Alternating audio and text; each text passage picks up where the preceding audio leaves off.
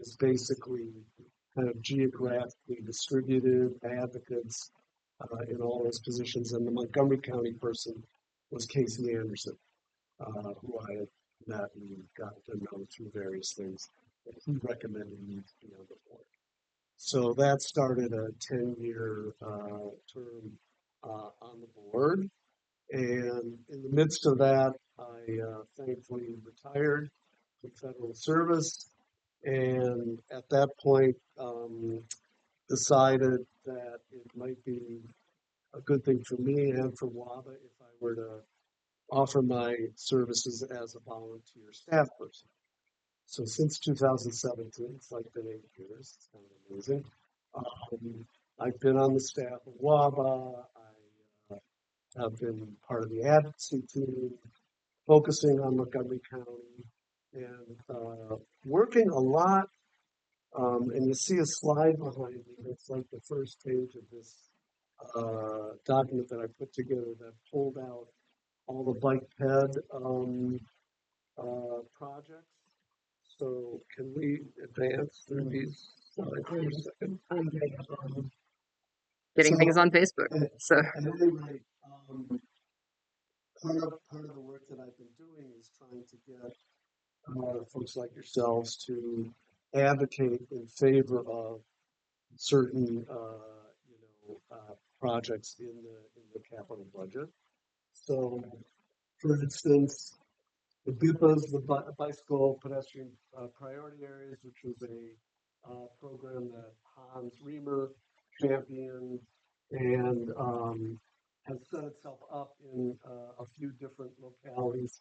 So you see here, there's about $1 million a year that's going to downtown Silver Spring, Grosvenor, China Silver, and Glenmont. And that's like through the CIP, about $1 million. And then there's a BIPA for the purple line, which is going to put in about almost $9 million or less than that over the next 3 years as the purple line gets finished.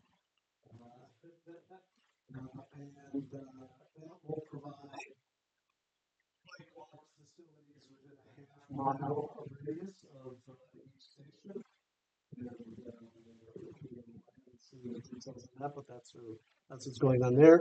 There's the BIPA in Wheaton, which is $3.3 million the next fiscal year, about $500,000 or so each year for fiscal years 27 through 30. And that includes the Amherst protected bike lane, which will start to be constructed, I hope this year, but maybe next year. And that's going to go about 1.5 miles from Wyndham Lane all the way up to Arcola. There's the Bikeways Minor program, which most of it's going to be greenways, bikeways, and only side path of 3 miles. That's a very expensive project, but it's funded in the out years of the CIP. The Capitol Crescent, the purple line trail, as we I guess call it, between Bethesda and downtown Silver Spring. That's being constructed along with the rail project, and that only has another $2 million or so to go. They've already built the retaining walls and all this kind of stuff, and hopefully within a year or year and a quarter, we'll be able to actually ride and walk on that facility. We had sort of a miss with the Capitol Crescent Trail Tunnel.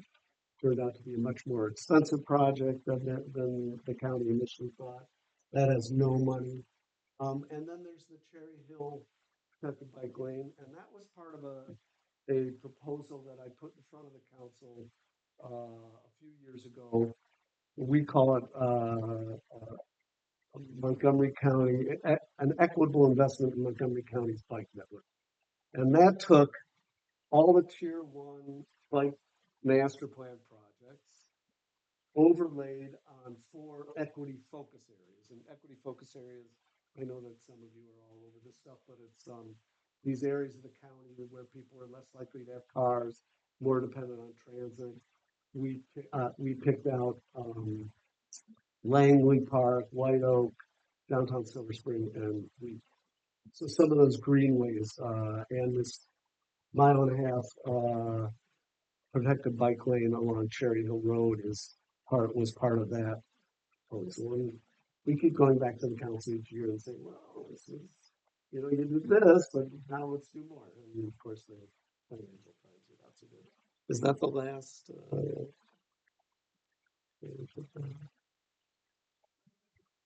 So at any rate, focus on budget.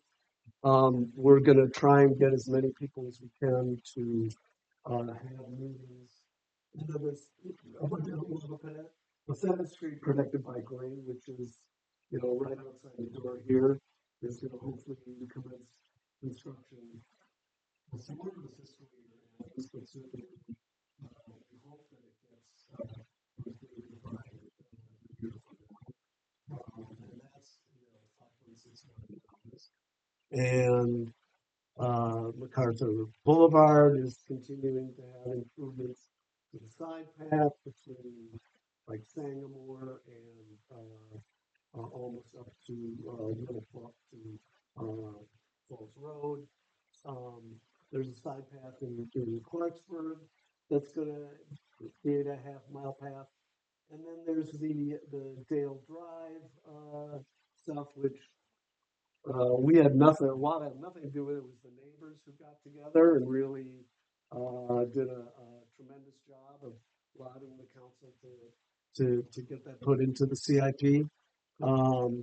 There's projects like the Goldsboro Road sidewalk and bikeway, very expensive, mostly a sidewalk project that was put in when Roger Berliner was the District 1 council member. That has no funding in the CIP. And then the Metropolitan Branch Trail, which unfortunately has gotten so expensive, it starts at the transit center, goes up to Ripley, is being constructed at the bridge across Georgia Avenue, where there already was sort of a bridge across the rail tracks there. And unfortunately, there isn't enough money to put a tunnel underneath Burlington Road.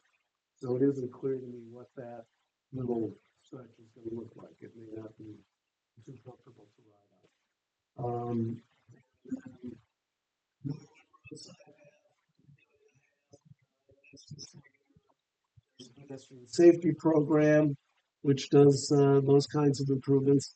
Another big unfunded project, 7 Lots Bikeway. Bike parking facilities, if you know where Silver Cycles is, a couple blocks from here, at the end of that block going north, there's a big open area that's supposed to become a secure bike parking facility. Twin Brook Connector Trail, if you go by Twin Brook and Beers Mill, right now there's actually about half a mile of protected bikeway. But because of BRT, they're going to want to remove it and put it off the road. And then pedestrian and bike improvements along US 29. We had a concerted effort last year to convince MCDOT to do what SHA had already sort of committed to doing, which is while they're moving the BRT into a dedicated lane in the middle of the road, to actually have bike and ped facilities so that people can get to the stations. Sort of between so there's a lot of detail that to be up and not much about it, but we're continuing to push that process so that do the BRT thing, we're going to have to retrofit something sort of retroactively.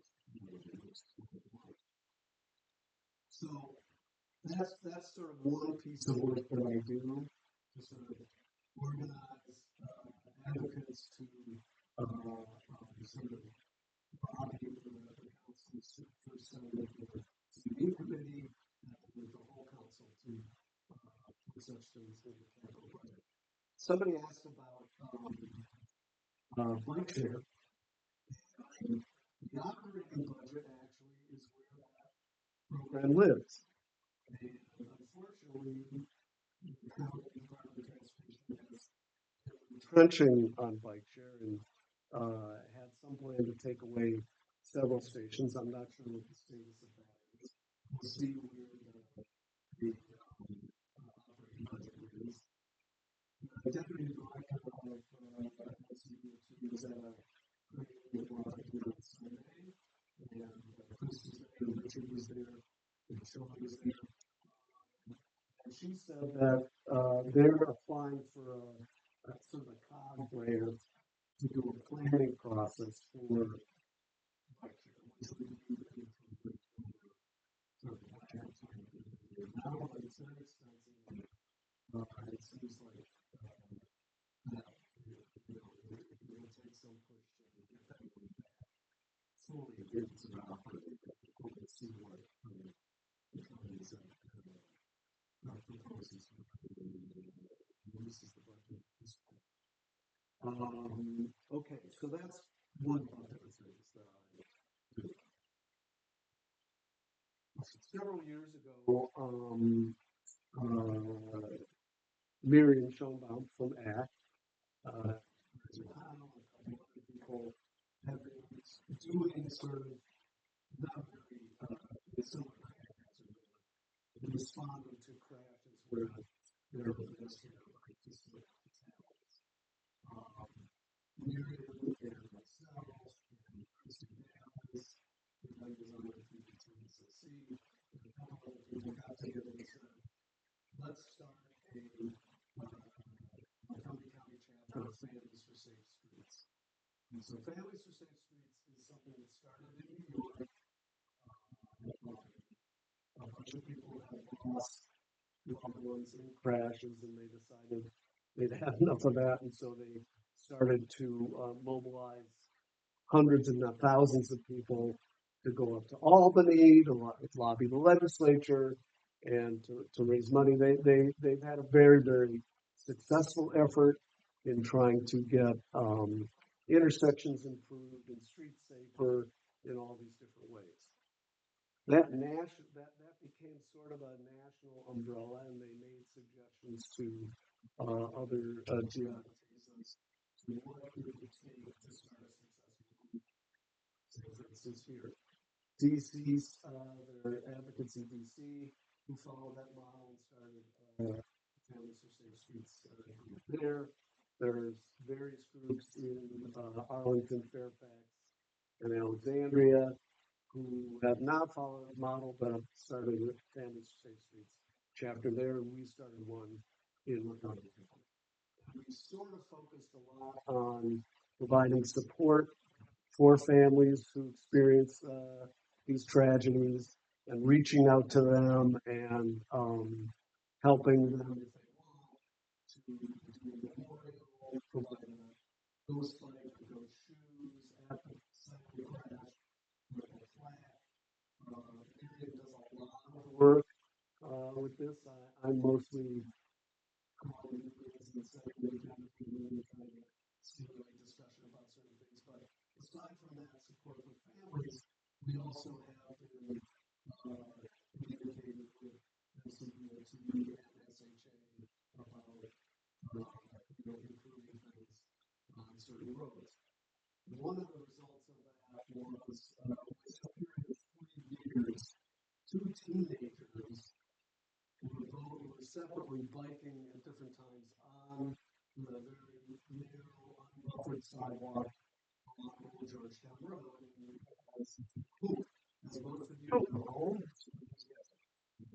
as most of you know, the speeds on that road up until a year and a half ago were, up to 40, 50 million people like they do on a lot of state highways on Georgia or you name it.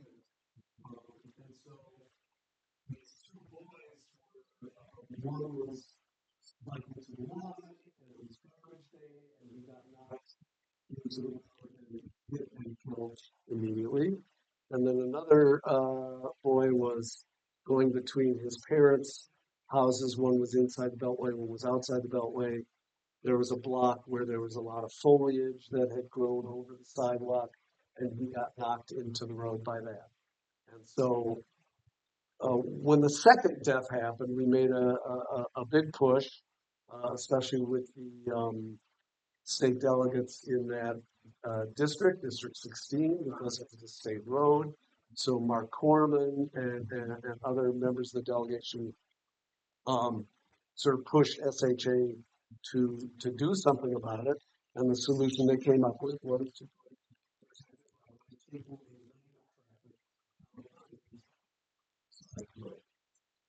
the community response was vehement and fairly negative in the main. We had WABA members who were saying, "Well, I'm a bicyclist, but I think this is terrible." Things are calmed down. The congestion that sort of arose from people understandably not knowing how to queue up at different places like Democracy or at the entrances to the Beltway and 270. And so the latest traffic study that SHA did several months after the facility was put in, let me finish my sentence on the take place. Has calmed down. I think they said it was like 30 seconds.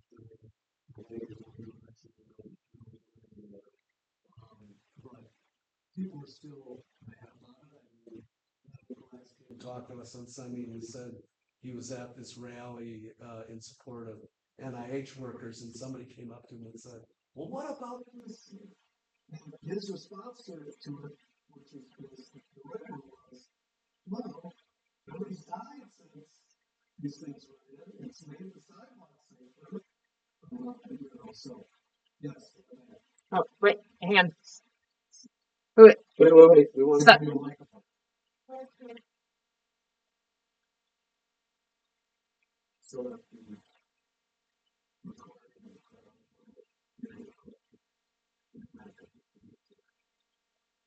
Mhm.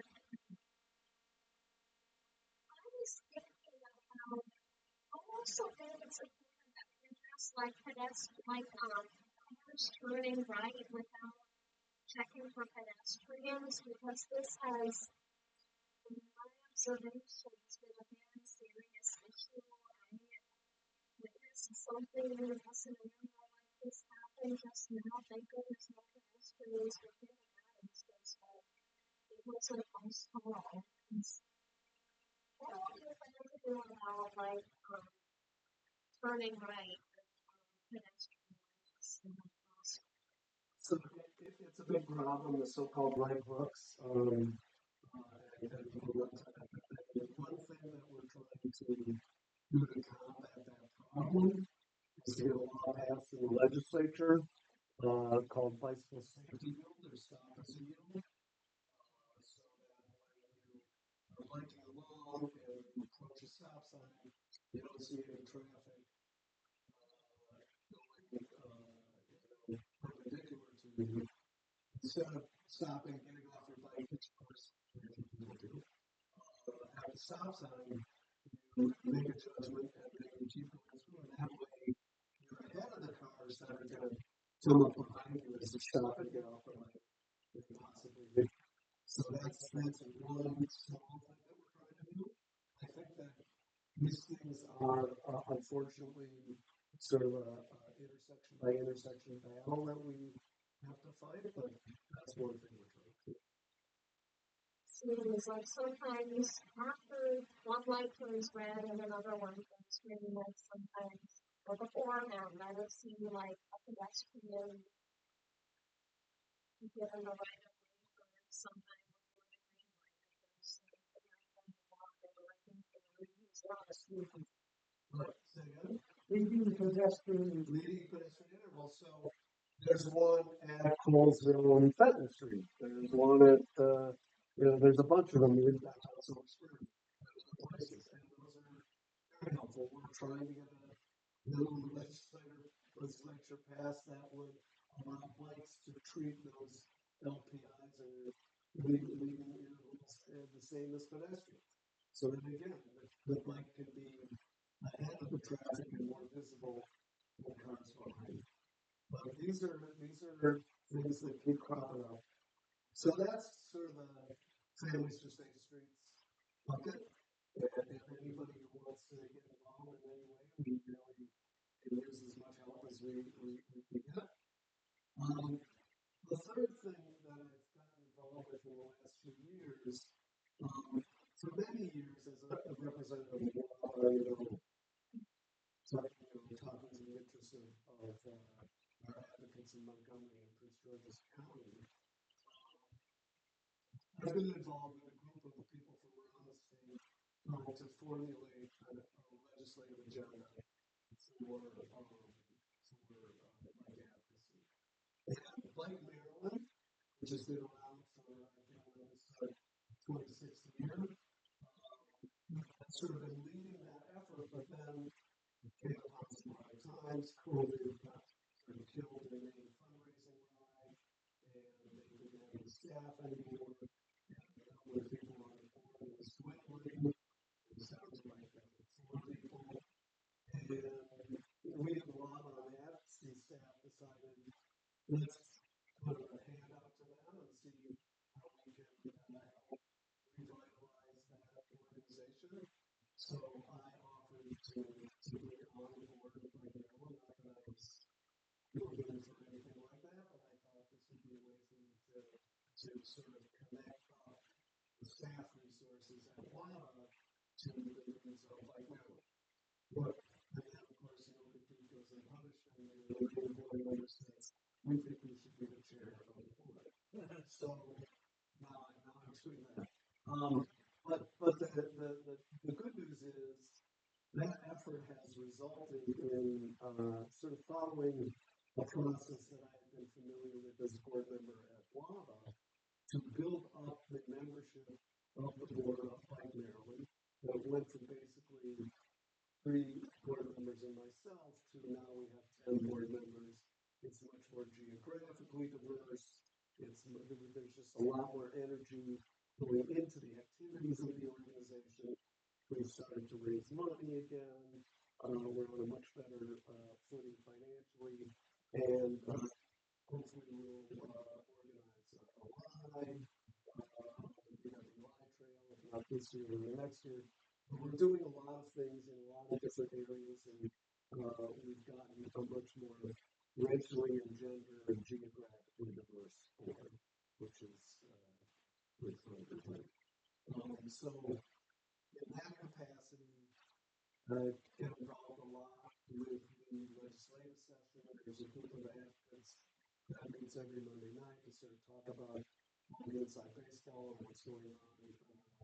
And there's people from organizations in Baltimore and Frederick and Annapolis and Water and DMV.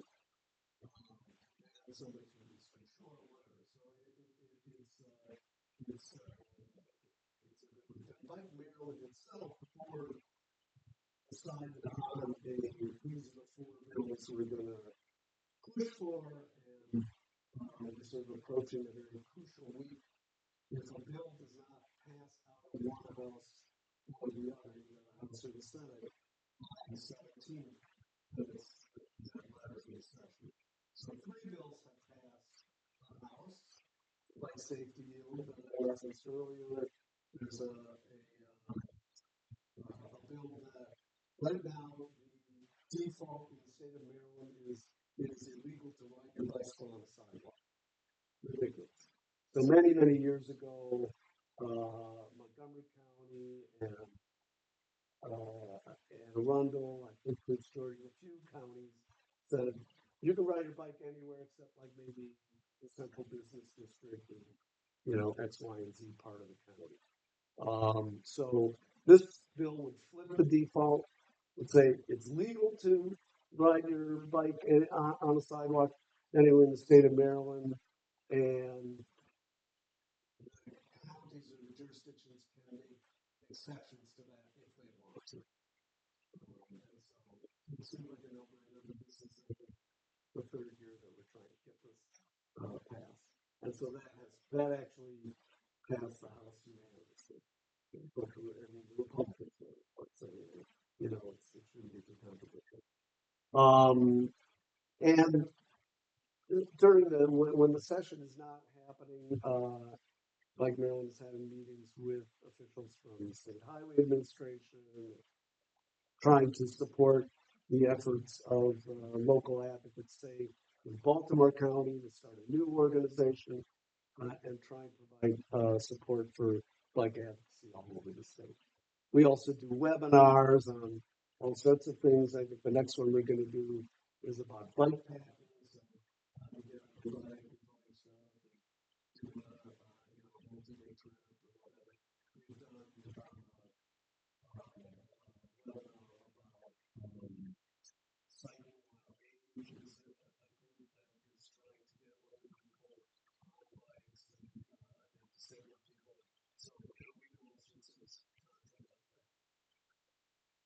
Then one of the other things that I'm trying to work on, not as successful as the other things that I've done now, is to broaden the coalition of people who support active transportation, walking, biking, and access to transit, that kind of thing.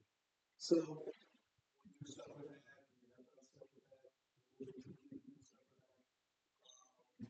But also get groups like Youth for Progress, which is a group of under 35 people, all independent, a lot of people of color that have one, sort of one and a half staff people. They, the thing that we have been organizing in Kalamazoo Valley is support of measures to get police out of traffic enforcement. I think we did a great day in Montgomery County with the people without guns who were doing that function of government. Those bills have not gone very far. And then also like with Sierra and other environmental groups, both in Montgomery County and Detroit. And then the last thing I'll mention is that I support WABA's efforts to generally to make biking fun. So what we're doing is sort of a departure from the last 2 years when we had this sort of summit gathering of 100 or so advocates to listen to people in the council, agencies, or at the like. We had at the rec center the last couple of years. We're going to do a family biking event in the Rockville Town Center on September 14th. And we're going to try and get all sorts of people to do their music to say Beats to Screens, but also bike shops and people from Rockville, stuff like that, to try and get as many people together and do a bike ride with kids and to sort of give people who want to bike with their kids more tools and wherewithal as to how they do that, and just to have fun. The other fun things I will mention is that WABA's spring ride, the Bloom Ride, which starts at Franklin Park Square downtown, comes into Virginia, and then comes back. It's like a 20-mile ride. And that's happening on April 19th. You can sign up for that. And then 2 rides that we've been doing for many, many years. The 50 States Ride, where you ride on every state main street in the district. It's like a 65-mile ride. It's the most fun. And it's not, we don't close our streets or whatever, but we do one every given day. And, I think we've had something like 700 people participating in it. And so that's a lot of fun. That's on September 20th. And then on November 1st, the Cider Ride, which is a ride mostly on trails in Prince George's County. Bridge and Custom River trails and the like. And that has a bunch of different options. You can do, as is the 50 states, you don't have to do all 50. You can do as little as 13 hours. That's like a 10-mile ride. But the cider ride, every rest stop, there's donuts and cider. And, trying to encourage people to think they could, it's And sometimes it is sad. But that's sort of the other thing that I sort of supported as a member. So I think that's look at that. Oh, wait, where's the Wait. Hang on, let me make sure I switch cameras this time. past 10 years or so, there have been new modes of road transportation. Sometimes we turn like road where almost the wrong kind of thing. It's small enough to let you fire questions. So but now there are electric bikes and electric scooters and skateboards and all and motorized skateboards and longboards. And I'm sure I'm missing some. What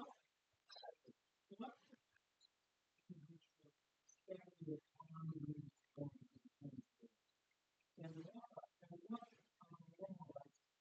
about how they're removed from the road or the sidewalk or so mostly it's kind of the Wild West out there in terms of these new modes of getting around. When e-bikes started to become more popular, I'd say like 4 years ago, there were a lot of jurisdictions that wanted to put restrictions like without cars. You know, it did a whole long sort of study of it. Our position was it's really not the device that's can be problematic. It's the end user. In other words, you could be on a non-electric bike and still be going too fast on a trail. The fact that you're on an electric bike make it somehow easier to go faster or whatever, although the sort of main category ones that are being sold sort of top you out at like 22 miles an hour. But our position has been with regards to e-bikes, that it really isn't about the bike being electrified, it's really about what is the behavior of the person biking. So, yes, have them on trails, yes, have them bike infrastructure, bike lanes, technical bike lanes, that kind of thing. But if you're going to do enforcement actions, it should be about the behavior that the person is exhibiting, not about the device that they are using. I think that in terms of scooters, yeah, I mean, so that's a little less developed. I mean, I think that we were certainly supportive of the county and other jurisdictions trying to put sort of areas, especially in places like Alice Spring. That effort has sort of faded away, I feel like. But, you know, to sort of avoid this sort of things, like dockets, e-bikes, or scooters and whatnot, being scattered all over impeding people from walking, much less somebody in a wheelchair. So we have policy positions on these things. I don't know if you can find them easily on the website, but if anybody who wants to get in touch with me, I have the easiest email in the world. It's my first name, Peter, at WABA.org. So Peter.org. So, if you have a question about this, if you want an answer, if you want to tonight, feel free to do so. Peter, Senate Bill 14, you know that will recognize it? Yes. That was, as I understand it, an anti-e-bike. Well, where is that now? That bill was withdrawn. Senator Staling is a Republican from a rural district related incident he had where an e-bike crashed into his car and caused all sorts of damage and how terrible it was and whatever. So they had a hearing in the Judicial Proceedings Committee in the Senate, but then they decided to withdraw the bill like a couple weeks after. So we were worried about that because the original bill was going to impose basically treating e-bikes like cars. So you have insurance requirements, you have the title, you have the register it, all these things. And, like years ago, sort of analogous to this, Nancy Florini, an at-large council member, thought it'd be a really great idea to impose a mandate that everybody on a bike should be wearing a helmet. And it's not that we don't think that helmets are good. We encourage everything. When we have rides that are WABA rides, you have to wear a helmet and you can't be on the ride. And that's for insurance purposes and whatever. But it's safer. But anything that dissuades or disincents biking, we feel is bad because the thing that makes biking safer is more bikes. And so, people don't wear helmets, they don't wear spandex, it's like then not having increased rates of injuries.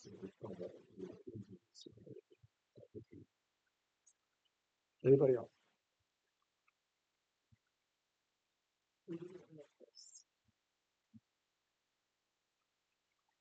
I just wanted to say, the budget, first two slides, are really impressive in terms of what they communicate about the organization. First of all, each one of them, you covered that quickly. And story that I teach about, and hours and hours of time, if somebody's got lives that are to stop that, if you have to go through a little time. So I appreciate the compliment. It certainly wasn't just me. I think the other thing is if you look at that sheet, you look at the most recent CIP that was released in January 15, what will strike you is two things. One, FY26, a lot of money is getting spent on various different projects. But after FY26 and 27, outside of the BIPA effort, there's no protected bike lane, there's no specific greenway projects or whatever that are in the budget. And it's distressing to me to see that. And the next year, so every other year, and it's the even calendar year, but the odd fiscal year. Kind of confusing. But next year at this time will be sort of a total soup to nuts. Let's look at every project in the CIP. Let's see if we can add things in. That'll be the time for us to be pushing. The easiest thing for us is they have this equitable investment in Montgomery's bike network proposal. It's virtuous on all sorts of ways. It's tier one bike master plans, segments. They're all good projects. They're mostly they're in these areas that need more assistance to people who don't have cars. The last couple of years, we've been sort of pushing for them to, you have a network now being built in Bethesda. You have a network that's being built in Silver Spring. Let's build a fulsome network in Wheaton. And so there are projects that could be done that way if they just want to sort of limit it to one geography. But I think we need to be imaginative about what projects we want to add into the CIP next year, and also how we're going to raise money for it, because the federal money tree seems to have been chopped down by George Washington, whatever you want to call that guy, and the state historically has not put anything but federal pass-through dollars into infrastructure in the local communities. And so we need to figure out some ways to raise revenue as well. Because it's not like we go into the council and say, well, you know what, we really should cut money to schools, and we really should. I feel it's fine to say, let's take certain things in the transportation budget, which is a quarter of the capital budget, if I'm not mistaken, more. It's the second largest or the largest. Let's take things that are in there and shift it to active transportation. So far, Chris is here. Just one. Take the mic. Just want to say yes for the purple line projects. Thank you for the time sharing.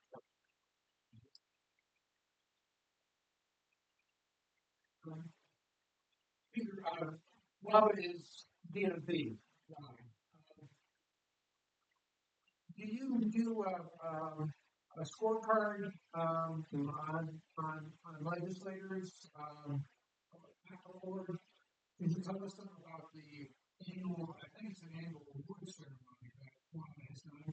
And one time recognized this organization as part of that ceremony. So the weekly staff meetings and the advocacy team has we have a little item in the agenda called donuts.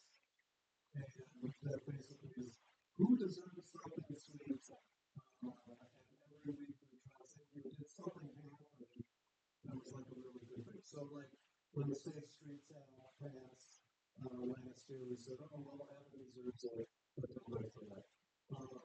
So we do that to keep track of what are the good things that are happening. And then like about 3 or 4 months from now, we sort of look at that list from the past year and say, these are the people who we think should get awards. And we try to, and that awards thing has sort of mutated in various different ways. We used to have advocates vote on certain things like the best bike shop or the best brand. We sort of went up that way and we try to focus on who are the people in all levels of government and advocates and volunteers and whatever we have done some research or something that you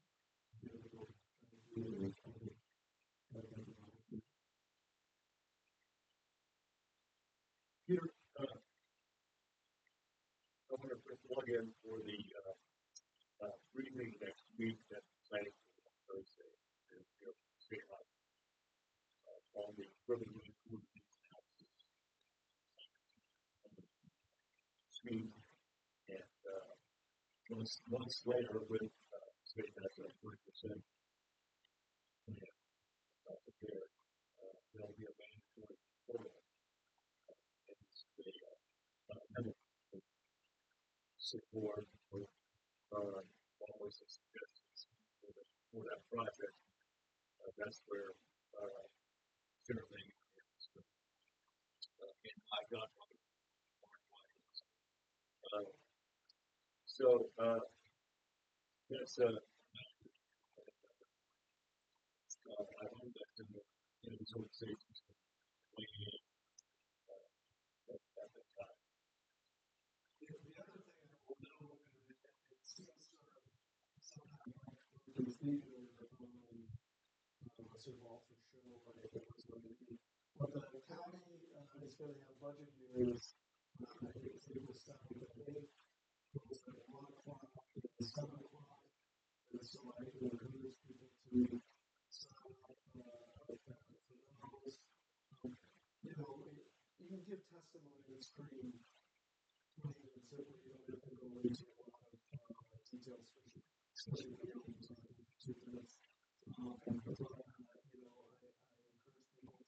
to do that. I also encourage people to sort of weigh in with their council members, whether it's Kate Stewart here or no matter what the part of the county is, to just say something as simple as, I bike, I think it's a great way to get around, let's put more money into bikes. Or it could be about a specific project that you like that you really want to see improved or whatever it is. But they need to hear, even the ones that are supportive of us, need to hear that there is public support for these things. Another question? Oh no, it's 8:30. Yes, sir.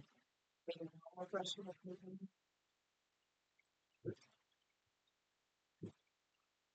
Thanks, Got a question about your cost impacts and these capital investments? How significant are they, and are there any concerns about loss of federal impact, loss of federal funds on maintaining existing infrastructure? So, thankfully, none of these projects are dependent on transportation alternatives or whatever. There is a project, and you can weigh in with your senators. I don't think there's really any problem with Congressman Raskin supporting it, but Delaney and whoever else in the Maryland Delhampton, in Prince George's, Ivy. There's a TAP grant that was given to spend many millions of dollars to redo, especially the intersections that are concentrated along the Slidell Creek path and across the Northwest Frontier. Money has not been spent. They got a grant over a year ago, and they're doing work on it and whatever. Money is in the bank, but there could be efforts to claw back money like that. And so, I'm particularly about that over tomorrow with a few other people who've been involved with the National Bike Summit, over there to sort of have meetings with, I think it's Ivy, Harris, Raskin, Ben Holland, and everybody else of us. But that's one of the points we're going to sort of, you guys don't take your eyes off the ball. This is a new district, you should but the other thing also on the federal level is to support some sort of non-car crossing at the Bay Bridge. Where they do that in a few years. And it seems like the alternatives that are being proposed now have that aspect. Separate, I think, walking lane, but in order to make sure it's working for that. The Key Bridge, because it was such a sort of a very quick process, my understanding is that there's at this point, maybe 10 extra feet that hasn't been specifically allocated that might in retrofit end up in a very narrow lane, but right now, that's sort of, we're all just crossing our fingers that the federal administration does not have that. At this point, it's much more important to the authorities of Baltimore County and all those cities that reinstate that. Okay, thank you all very much. Thank you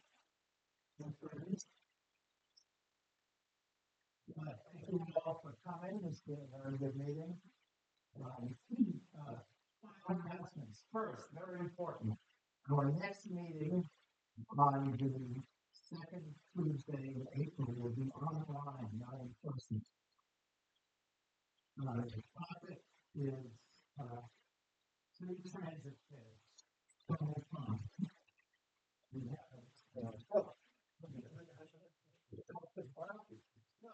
something very much debated among transit advocates. And we have someone who is qualified to speak on what the actual experience is in the places where it's been tried.